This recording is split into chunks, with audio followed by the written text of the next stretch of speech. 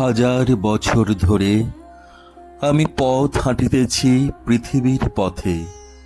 সিংহল সমুদ্র থেকে নিশীথের অন্ধকারে মালয় সাগরে অনেক ঘুরেছি আমি। বিম্বিসার অশোকের ধূসর জগতে সেখানে ছিলাম আমি।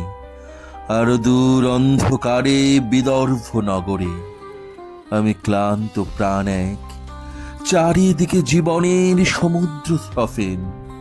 আমার দুদণ্ড শান্তি দিয়েছিল নাটোরের বনলতা সেন।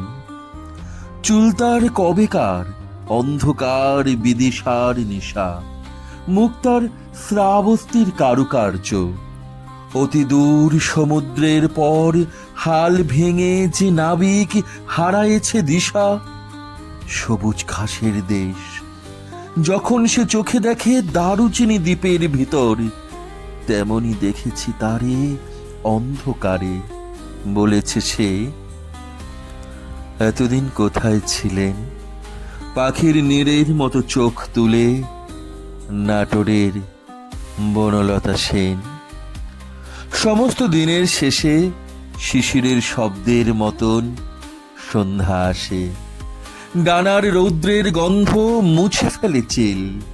পৃথিবীর সব রং নিভে গেলে পাণ্ডুলিপি করে আয়োজন।